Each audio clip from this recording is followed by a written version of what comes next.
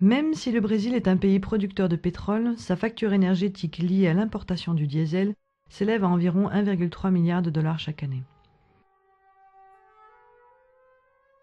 Afin de réduire cette situation de dépendance, mais aussi pour diminuer les émissions de CO2, le gouvernement brésilien a décidé de stimuler de façon significative la production et l'utilisation des agrocarburants.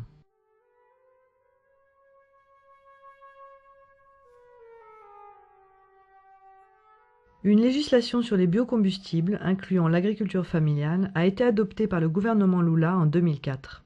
Fin 2007, le ministère du Développement agraire annonçait que plus de 100 000 agriculteurs familiaux étaient intégrés au programme national de production et d'utilisation de biodiesel.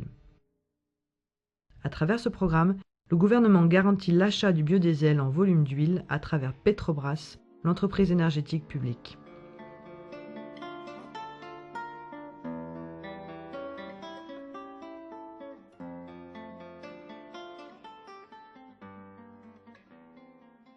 Si le problème majeur soulevé par les syndicats paysans en matière d'agrocarburants est la diminution de l'accès des paysans à la terre, les préoccupations concernant le programme national de biodiesel sont différentes. La production de ricin, notamment, connaîtrait des problèmes techniques et l'huile obtenue aurait un coût plus élevé que celui du diesel. Autre sujet d'inquiétude, le rôle de l'agriculteur qui ne fournit qu'une matière première non transformée, peu rémunératrice et produite suivant un schéma technique imposé et rigide. La gestion des contrats, qui sont signés entre l'unique acheteur de la production Petrobras et les petits producteurs, soulève elle aussi un certain nombre de questions. Certains paysans dénoncent les méthodes peu transparentes de Petrobras, qui ne remettraient que tardivement aux producteurs les contrats stipulant notamment les modalités de remboursement des prêts qui leur sont accordés pour financer tous les frais de culture qui vont du semis à la récolte.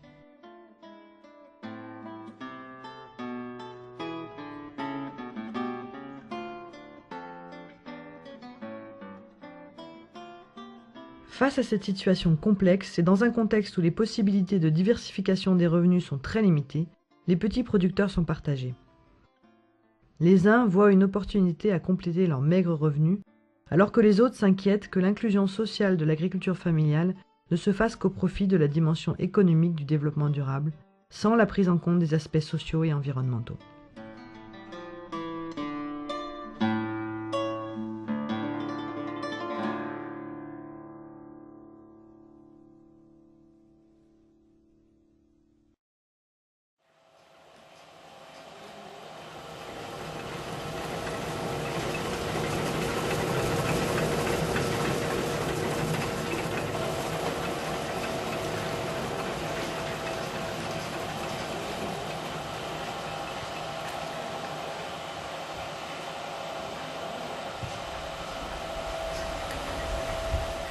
Nosso foco é a agricultura familiar, a diversidade da agricultura familiar e buscar que o biodiesel ele venha complementar a renda. E um plantio, por exemplo, numa área que tenha 2.000 hectares, um assentamento, pode plantar 300, 400 hectares de girassol sem afetar a vida geral daquele assentamento, porque é possível ocupar essa área com o girassol e manter as outras atividades. Agora nós sabemos qual é a área, qual é a região que você pode incentivar o pessoal a ir para o banco, fazer um custeio e para poder plantar o girassol para o biodiesel. Que de início a gente não, o pessoal até porque o povo tem medo do novo. A apicultura é um exemplo, né? Antes só a apicultura só os grandes era quem produzia, né? A questão do mel. Hoje os pequenos, o agricultor familiar é justamente quem tem a maior demanda.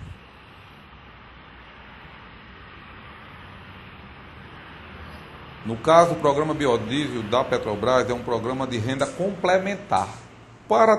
Trabalhando com a mamona, você tem um consórcio com o feijão. Para o girassol, aí os benefícios são um pouco maiores no primeiro momento. Por quê? Porque 1 hectare de girassol ele gera 30 quilos de mel. E que após a produção do girassol, nós possamos, com a extração do óleo, ter também a torta, que está sendo muito bem aproveitada na bovinocultura de leite, na bovinocultura de corte, Então, esse é a ideia, quer dizer, nós queremos produzir óleo vegetal dentro de um arranjo maior do governo federal.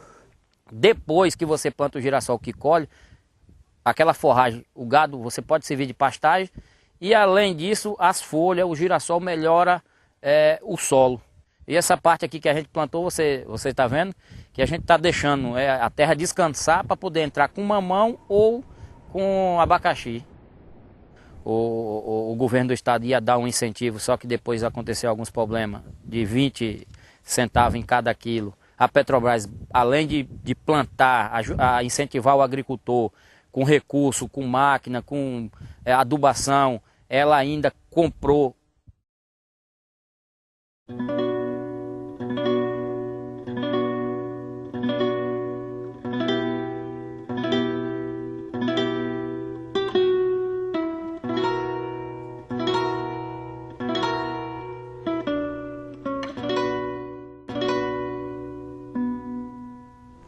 Nós temos uma certa dificuldade no momento na implantação desse projeto, desse programa, no que diz respeito às garantias, né, do programa, a produção, né, preço, assistência técnica. Então isso são coisas que nos preocupam.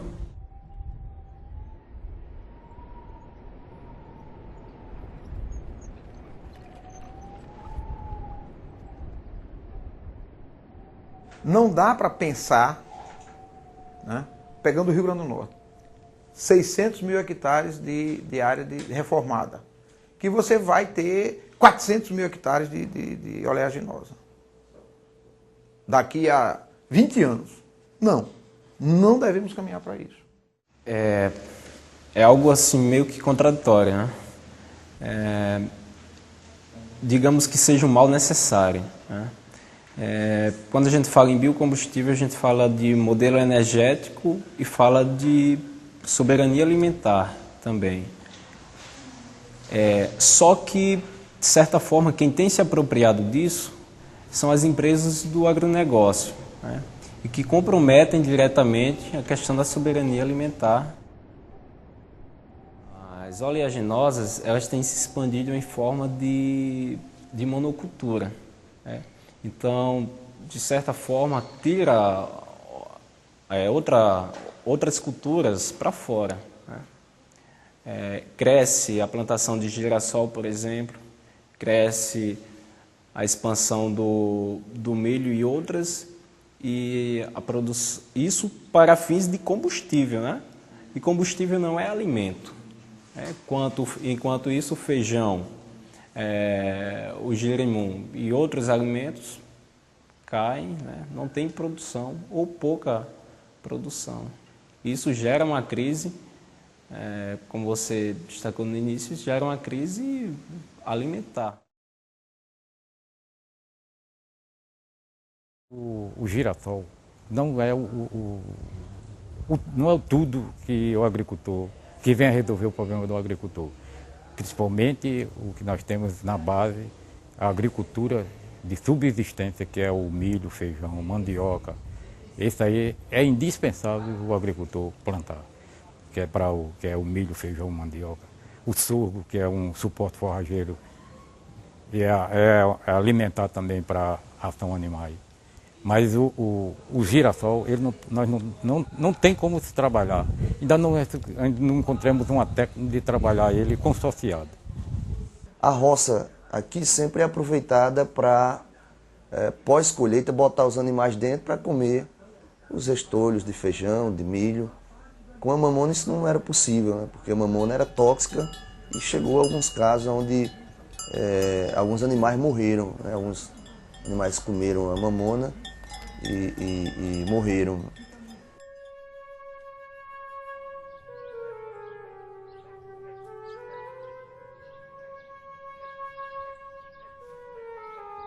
Os agricultores familiares que fecharem, que vão fazer contrato conosco, eles vão ter um contrato de 5 anos, certo? Onde a Petrobras garante a compra com um preço de mercado. Isso foi acertado verbalmente em reuniões E depois do plantio eu cobrei muito esse documento, que é o contrato, o que foi gasto, quanto eu estou devendo. E amanhã vem, semana que entra vem, e quanto eu estou devendo. Eu quero saber quanto eu estou devendo na empresa. E passou tempos, quando veio, o plantio já estava grande e veio uma conta que absurda. Então, nós fizemos um estudo, inclusive, que tinha trabalhadores que fizeram um plantio de mamona aqui no estado, nas nossas bases, e incentivado pela Petrobras e por algo técnico do governo do estado, né? E depois ficou com os produtos sem ter a quem vender. Houve um compromisso dos bancos, através da Petrobras, de comprar a produção dos trabalhadores, e agora, depois da safra de quem plantou o ano passado, por exemplo, que perdeu, porque não tiveram esses compromissos honrados, né? Então, dificilmente, inclusive, os trabalhadores vão querer mais cair nesse risco.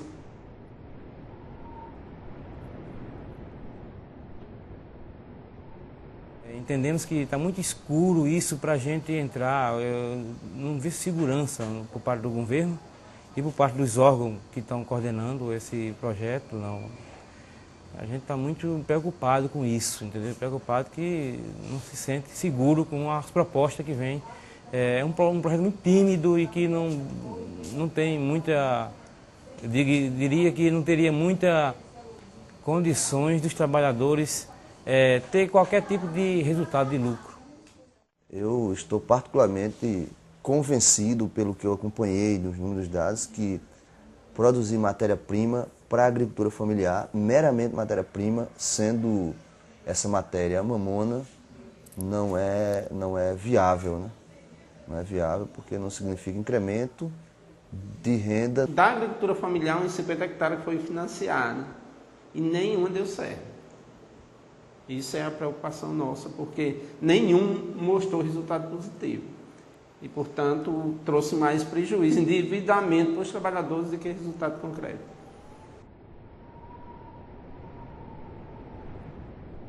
Nós temos um problema de origem, que é o que as universidades produzem, que não está compatível com o que a agricultura familiar requer. Então, nossas universidades produzem médicos veterinários, engenheiros agrônomos, zootecnistas, que muitas vezes a sua grade curricular, o seu perfil de formação profissional não se adequa às demandas e às necessidades da agricultura familiar. Porque, às vezes, as experiências que se geram na Embrapa, em condições ótimas, são totalmente diferentes dos resultados que se encontram em campo, em condições adversas, né? Então, o governo ou os governos pouco investem, né, incentivos nas áreas de assentamentos de reforma agrária, né, e isso gera um pouco de rejeição aos biocombustíveis. Primeiro porque o assentado ele não tem os materiais necessários para a sua produção e beneficiamento, né? Era uma cultura que a gente não conhecia. A gente tem que ter alguém perto para incentivar. Você vai plantar hoje, de hoje a tantos dias você vai colher. Isso não aconteceu, né? O girassol já secou demais no pé, quando as máquinas vieram colher. Por que que o governo do estado tem uma assistência técnica, que é a EMATER, o órgão do governo? Por que o governo não implanta, não chega aos agricultores para trabalhar junto com os agricultores nesse semiárido, o plantio do girassol?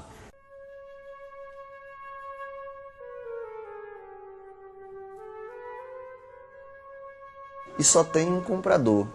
Você tem a Petrobras, né? E alguma cooperativa que ela credencie.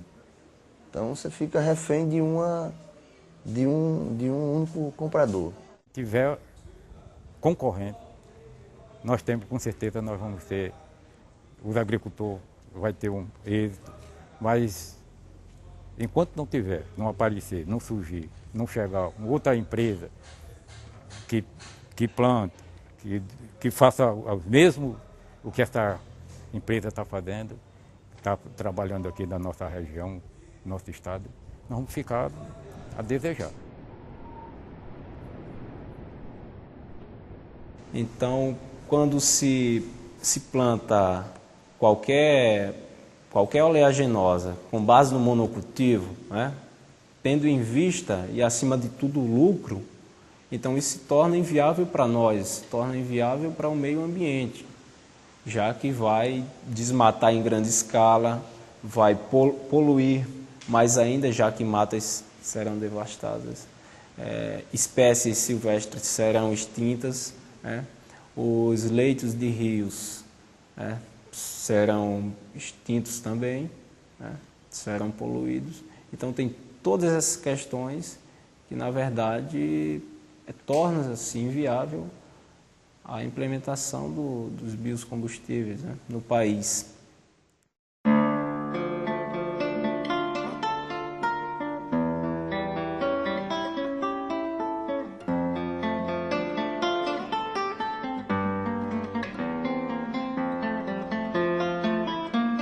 Enfim, precisamos também que o programa ele leve em consideração a produção com bases agroecológicas e também, né, resolva os riscos que ainda persistem, que é a indefinição na produção, na logística de equipamentos, seguros para os agricultores.